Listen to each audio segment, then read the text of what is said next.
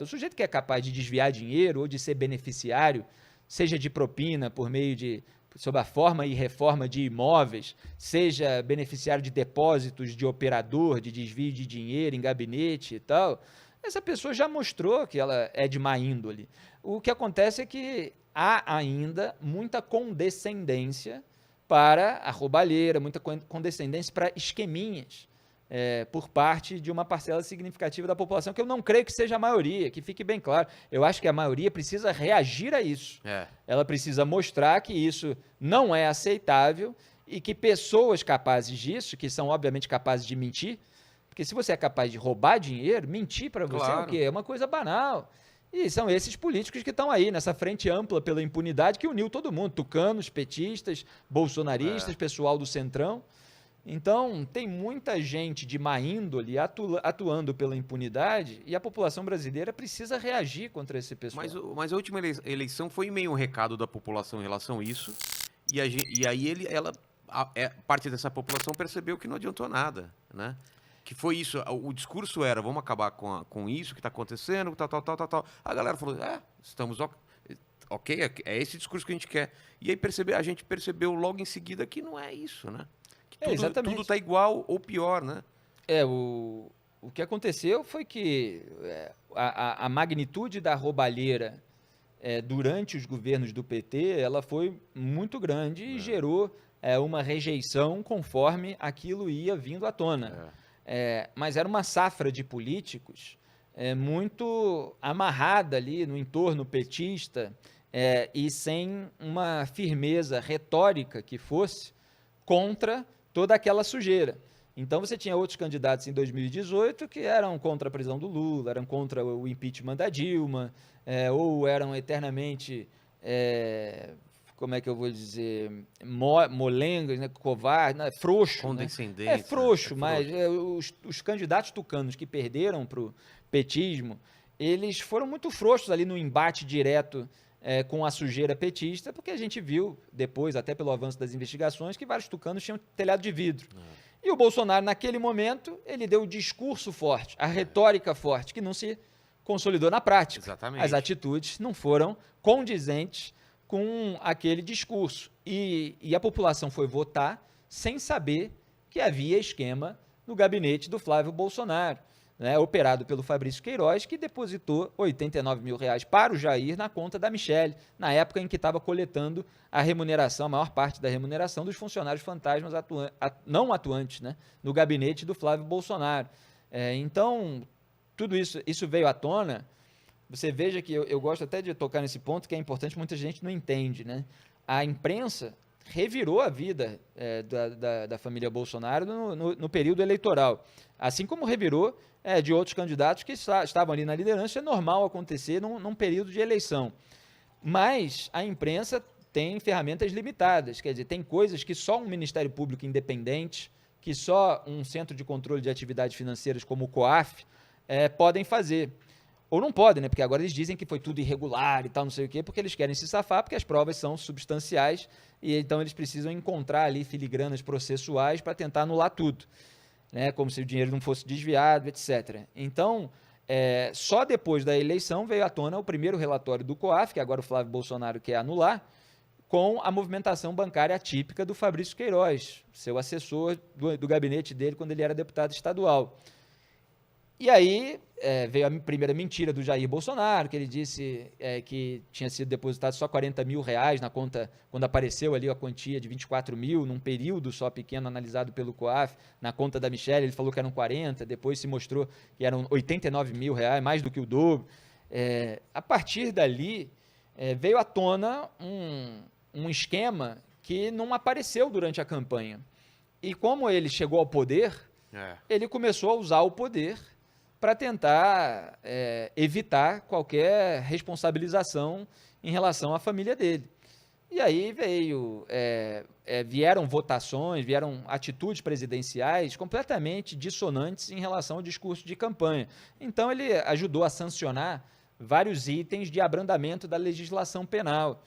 No próprio pacote anticrime originalmente proposto pelo então ministro Sérgio Moro, ele sancionou lá a criação da figura do juiz de garantias, limitação à delação premiada, limitação à prisão preventiva, 3 itens defendidos pelo PT, Ele posa ali de contrário ao PT, estão unidos pelo abrandamento da legislação penal.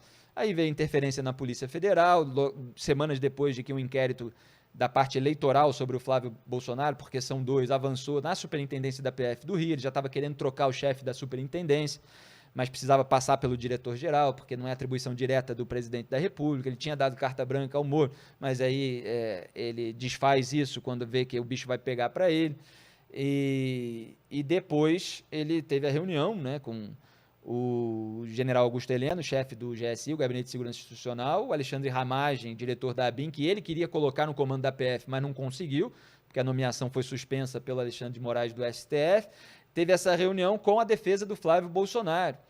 Quer dizer, pessoas ali com um cargo em órgãos de Estado, ajudando a defesa do Flávio Bolsonaro a tentar encontrar irregularidade para abafar o inquérito. Depois houve um envio de um relatório com orientações por parte do Alexandre Ramagem para o Flávio Bolsonaro. E algumas orientações foram seguidas. Então, assim, tudo isso é muito grave. Se fosse o petismo, vários que hoje torcem pelo Bolsonaro estaria falando, isso é absurdo e tal, não sei o quê. Mas passa pano. E eu mostro dos dois lados, que se dane. Aí você tem esses militantes, essas pessoas apaixonadas, deslumbradas, que começam a atacar, começam a disparar todos esses rótulos imbecis aí, que é só para elas não fazerem o próprio exame de consciência, muitas vezes não tem, né, a consciência moral, então elas estão atuando de uma maneira que é só propaganda, é só tentativa de calar e manchar a reputação, assassinar a reputação de quem quer que traga notícias incômodas ou faça críticas legítimas, traga à tona, né, ou faça as críticas legítimas. É muito bolsopetismo mesmo, né? É muito parecido a forma... Eu achava que os petistas radicais, quando perseguiam a gente, era uma coisa muito absurda. E hoje eu vejo que é a mesma coisa. Mas... E ainda e é pior, na verdade, não por ser pior, talvez, e tal. Isso é uma análise que ainda precisamos fazer em termos de magnitude, mas porque as próprias ferramentas tecnológicas, elas se desenvolveram. E o bolsonarismo percebeu, veio bastante das redes sociais, né, e percebeu como usar as redes sociais para a sua própria propaganda. Então, criam essas redes de desinformação por grupos de WhatsApp e tal, e mobilizam em massa ataques contra pessoas específicas, contra jornalistas específicos e tal. E muita gente até não entende, né, que a gente precisa muitas vezes se blindar, porque é uma manipulação do debate público, né? Você tem o ataque em massa coordenado, organizado em grupos de WhatsApp para disparar determinada mentira contra você. E muitas vezes não é simplesmente uma brincadeira, é um crime contra a honra. Ele se enquadra ali em calúnia, injúria, difamação. Ou divulgar endereço, em divulgar coisas graves. Ou fazem ameaças. Ameaças. Né? Aí, como a coisa se tornou volumosa, eu tive que tomar várias providências e comecei a processar esses vagabundos que iam me atacar em rede social, espalhando as maiores mentiras, né? Sobre a minha vida, sobre a minha carreira e tal, que ainda tem o idiota útil que acredita, né?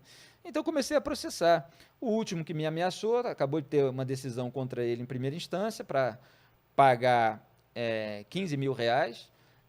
Teve que é um episódio isso um pouco Twitter, mais antigo, Twitter, que teve uma... Twitter, esse que eu estou falando. Mas são em todas as redes sociais, né? Teve um pouquinho mais antigo que saiu já da primeira instância também condenado a pagar 50 mil reais.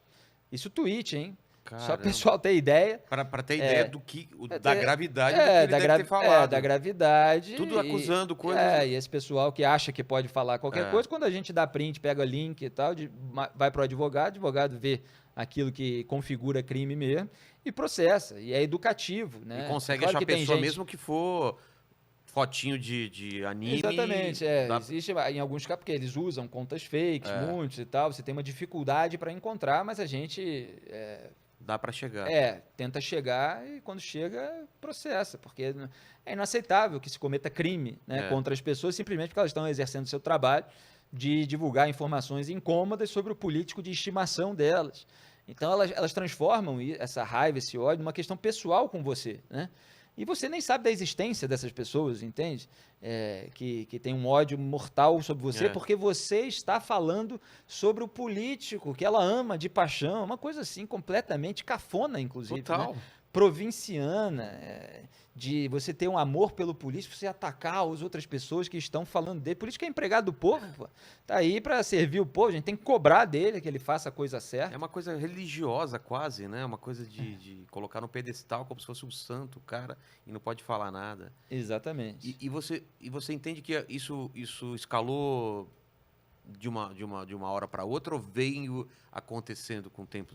Não, Desde veio que você começou? acontecendo. Os petistas tinham, né, uma rede de blogs sujos também, tinham os MAVs, né? Eu ajudei a popularizar essa expressão, porque eles criaram um cursinho ali de mobilização em ambientes virtuais E e era tal. pesado, A gente pegou as iniciais e tal e passou a usar.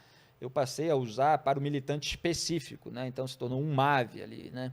E a gente chama de os MAVs e tal. EMAV por quê? Eu fiz muita ironia. Não, justamente mobilização em ambiente virtual. Mas aquele militante que fazia parte da mobilização petista em ambientes virtuais, a gente passou a denominar MAV. Tá. E eu escrevi, se você procurar meu Twitter, MAV e tal, @FMouraBrasil, vai encontrar um monte de ironias e tal, e de reações, assim como eu falo hoje da claque bolsonarista. Então isso já existia e foi cada vez mais instrumentalizado, né, para você tornar a rede social um ambiente de propaganda, e ela perdeu muito com isso, porque ela perdeu a boa parte de espontaneidade, de autenticidade, de espaço criativo, que era justamente a parte legal da rede social. Ainda existe, evidentemente, mas as pessoas precisam saber filtrar o que é propaganda, militância e tal, e o que é uma pessoa de talento que está ali sem um espaço falando determinadas coisas corretas sobre a realidade, em vez de disseminar teoria conspiratória e fazer campanha contra o combate à pandemia, por exemplo, né? Fazendo chacota de pessoas que estão morrendo.